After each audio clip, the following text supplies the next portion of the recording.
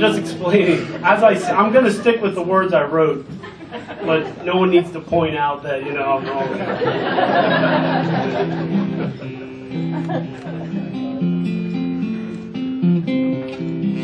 How is that in the back? You guys good? How's it going, Lee?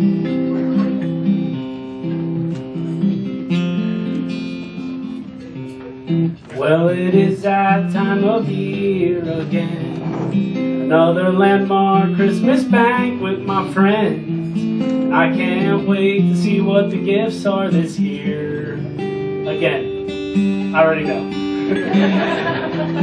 I don't mean to sound like an ungrateful fella, but can I get some clothing instead of an umbrella? If I get another beach bag, I'm leaving here in tears. I swear, half the year it is 40 degrees when we work.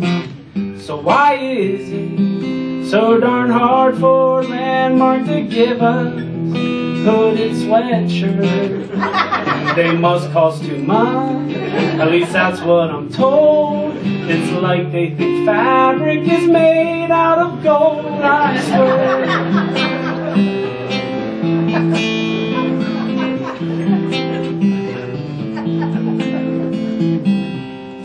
When somebody at Landmark gets fired for stealing something like topsoil or tires, the office tells us we don't need to know the why. Why? But before we can move on and forgive, we turn into a bunch of detectives. We may never find the truth, but we'll let the rumors fly. I swear, we spend so much time digging for clues to the unknown. We should change our company name to Landmark. Sherlock Holmes, the truth will come out, but until that day, the office acts like they're the CIA, I swear.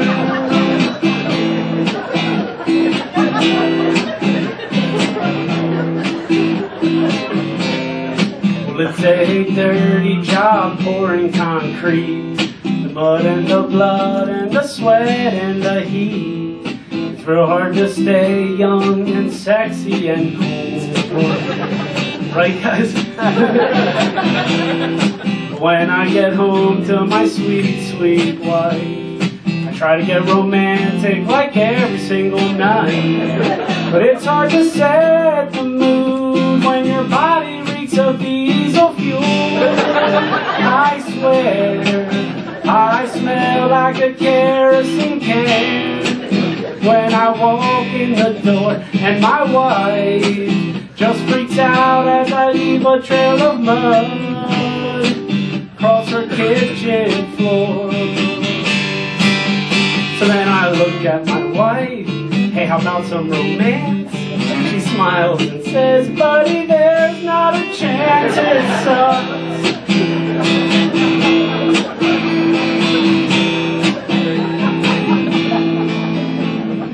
I love you, Holly.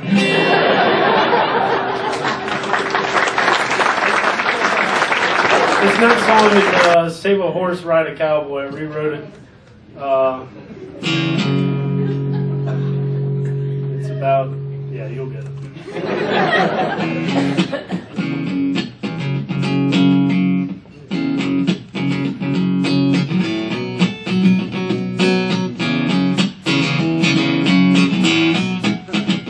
Well, I walk into the shop. It's a rainy Monday morning and it's storming, yeah, it's pouring.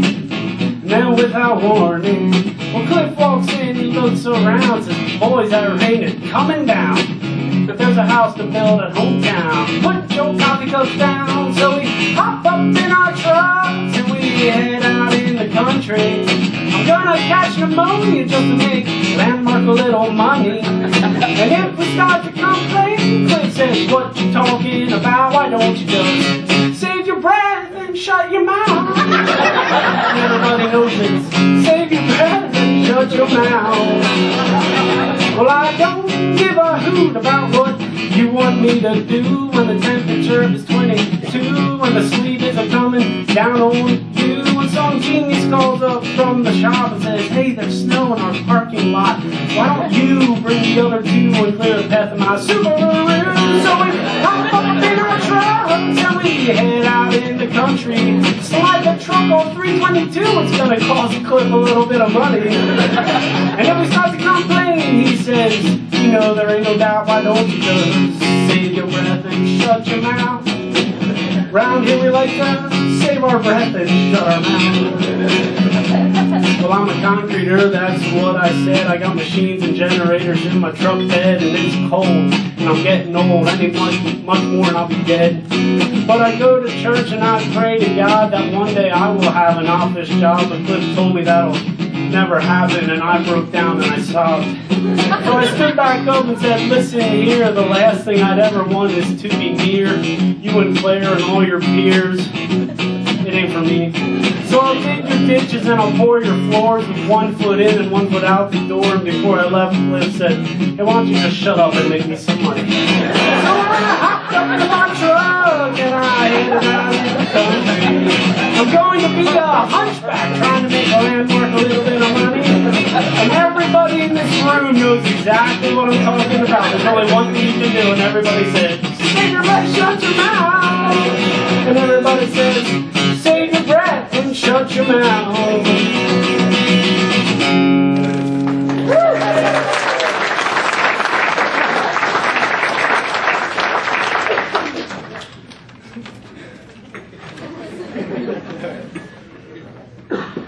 I need to explain this one a little bit. We're gonna take it down a level here. We're gonna slow it up. I'd say maybe 2 or 3 weeks ago, Landmark, for those who don't work at Landmark, every year there's an annual, they call it the State of the Company. It's like Cliff gives a State of the Union address and a couple other people talk. And this year he spent a decent amount of time talking about the fact that we're one company, but we have 2 different sides. You have production side, like your field workers, and then you have your management and your sales, and basically your office side. And we're 2 different sides. We're 2 different sides, but together we are one. United we stand is what he was going for. And that got me thinking, like, yeah, but we got a whole lot of differences too. So this song, I'm basically going to show like how far we really are apart. Hold on, I need to grab it.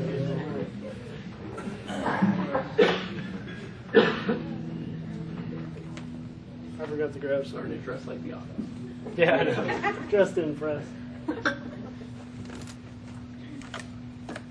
Alright.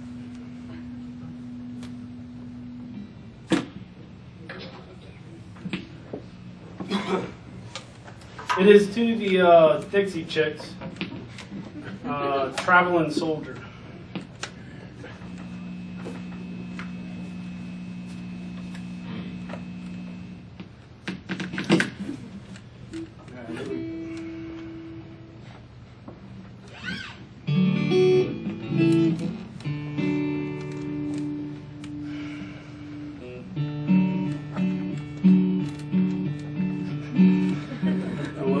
Garage and a set of stairs and a big basement out at Hometown Square. We were flying around, trying to keep up. We didn't have time to even stop for lunch. We packed the truck up around 5 o'clock, and as we pulled back into the shop, I saw something that stopped me in my tracks.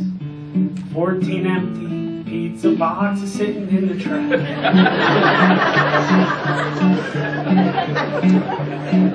So I said, hey Claire, what is this all about? He said, oh, we were precast, brought pizza out, and everybody in the office got a free lunch. We asked, are there any left? He said, no, we ate every single one. I cried, couldn't even save a slice for a hungry guy. I'm too dirty, that's what they told me. It's the life of a field employee. All the free food and the perks go to those who do the office work. Around here, you're just a loser, unless you sit behind a computer.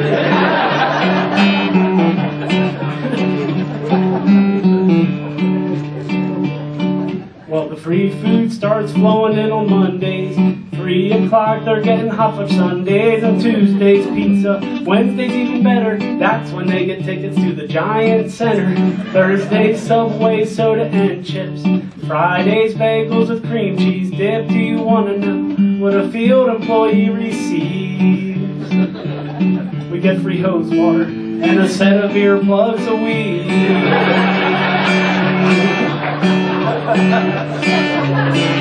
I cried. Office people only come in at 7:45. By then, we're already dirty. They won't turn the phones on until 8:30. Free food and all the perks go to those who do the office work. Round here, you're just a loser, unless you sit behind a computer.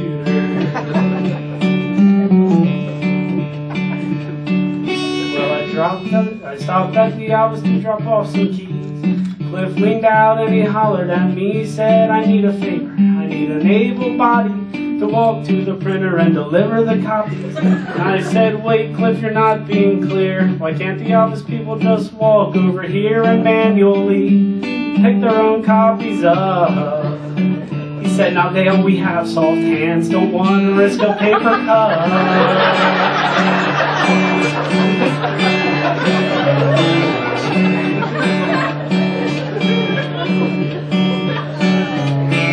I cried, though Nelson Mandela got rid of apartheid. We're low class, know what I mean. We're the unwashed, we are the unclean.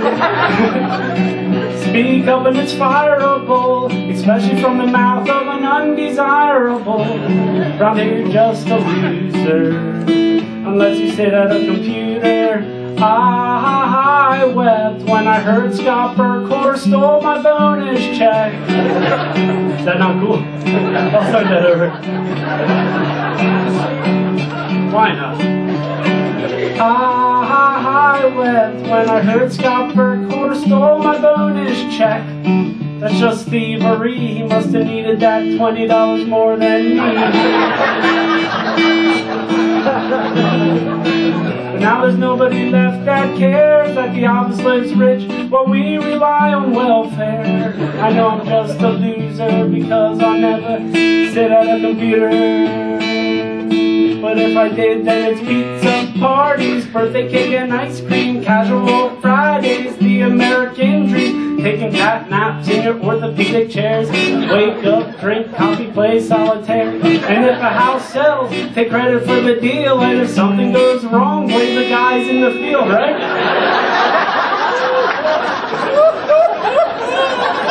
Around here, I'll always be a loser. I should have sang this song about your computer.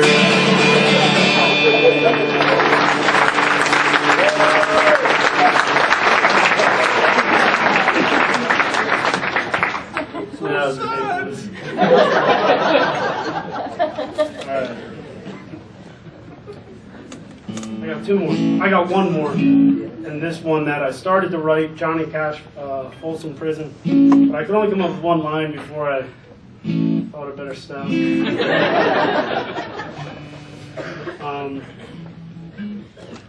I did run this line past a couple people, and they all said it was good to go.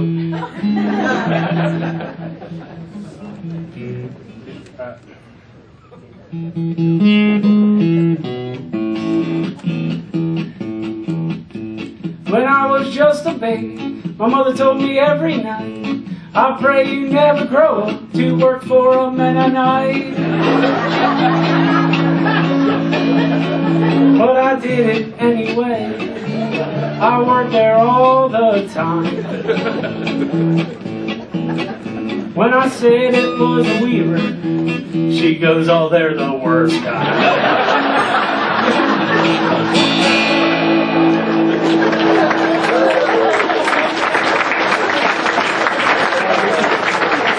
I got one more song. This song is going to be it's basically a tribute to Cliff. And this song is, like, I was a little worried when I wrote it because it's not actually a tribute to Cliff. I thought, man, I really don't want to get fired for just trying to make some people laugh. So I thought I'd take out some insurance. And I took out some insurance by asking somebody at Landmark to help me sing. Lori's going to help sing this one. Oh yeah, Lori. Jeremy and Joel, do you want to grab her keyboard? Now, I want to just give background on this. Because Lori and I asked her, I don't know, a month ago, I don't know how long it was. Said, hey, do you want to help play a song to close out the banquet? You know, it'll be cool, it'll be fun. And then like 2 weeks later, I get a phone call randomly from Cliff. He's like, hey, I got a really good idea. You know who plays keyboard? Yeah, Lori. And I was like, we didn't tell a soul. Like, this is a secret, right? And I was like, what are you talking about? He's like, I just think it'd be a good idea. Then he calls Lori into his office and says, like, are you helping? Are you helping? Like, somehow he knows. And she had to lie to his face and tell him no. What I'm getting at is, like, our phones are tapped. There's absolutely no other reason he could have known that. It is bogus. Also, since it is Cliff's song, Cliff, I brought along a stool for you. Instead of people craning their necks to try to see you, why don't you come up here and face your company.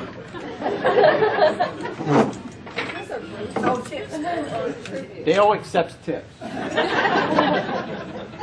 might need them after this. I'm going to put the first ones in. And if I don't like it, I'll be able to take them out. Yeah. I put a little insurance back here, Dale. Paul taught me a little bit about golf. Just in case. Sing away. Your time at the microphone will be soon enough, my friend. Sing away. I can hardly wait. This is our time. He's plugged in. Yeah, it's fine. Take your time. The song we chose is Tim McGraw's "Don't Take the Girl." It's a real tearjerker. This one isn't quite so sad. Actually, this one's sad. It'll be sad, all right. You can't threaten me with a good time. This is going to be incredible. Nothing you can say that's going to not make this awesome. I'll start. One for your kids.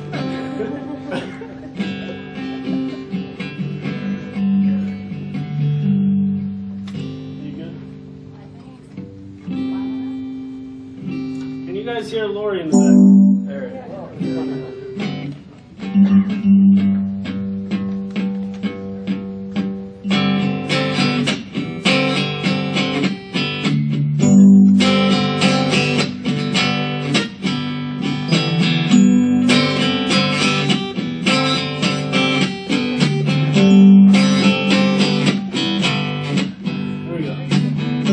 Cliffy's daddy taking him fishing when he was 8 years old.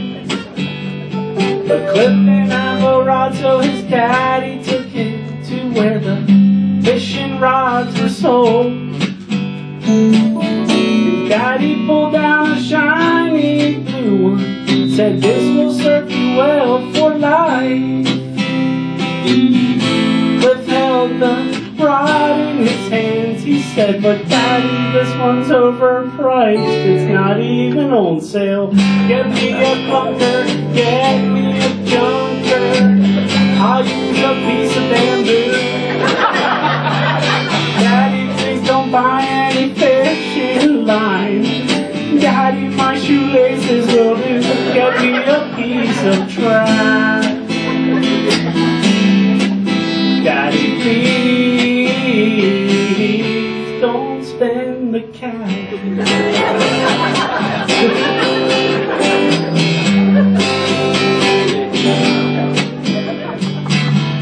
10 years later, Cliff and Claire were working for their brother John P.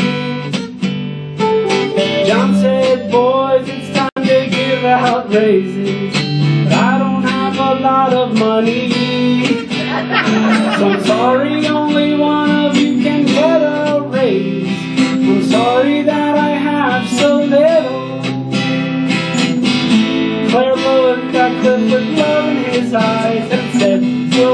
split it down the middle. And Cliff, he said, we split money. Oh brother, that's funny. You always make me laugh.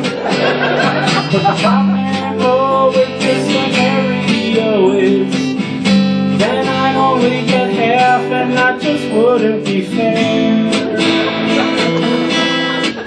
Johnny, please don't give your money to Claire.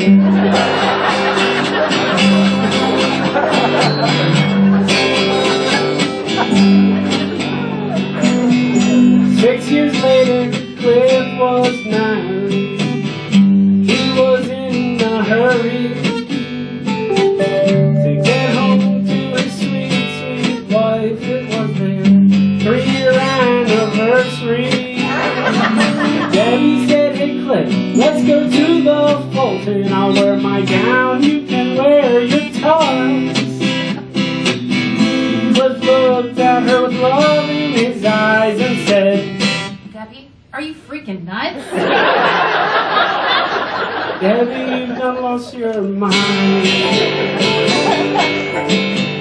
He said, let's go to Wendy's, I'll take you to Friendly's.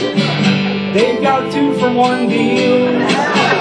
Girl, I told you when I met you, if we pass a McDonald's, I'll book the Huey for a Happy Meal. Happy's what you can call it. Debbie, please, I hope you brought your wallet.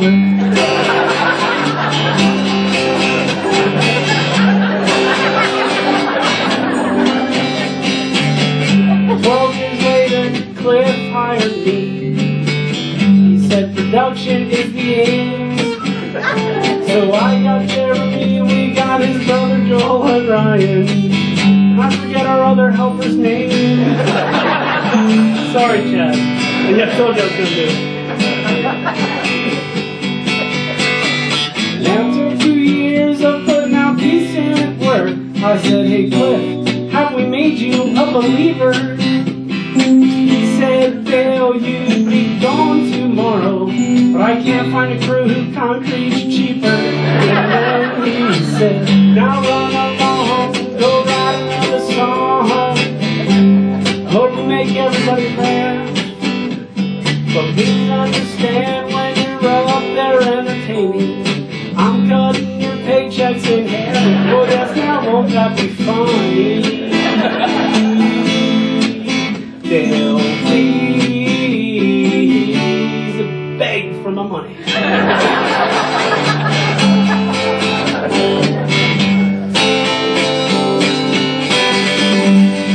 Corey, come over.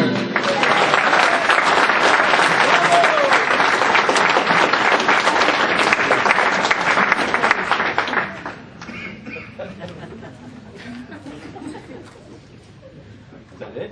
That's it. That was almost enough.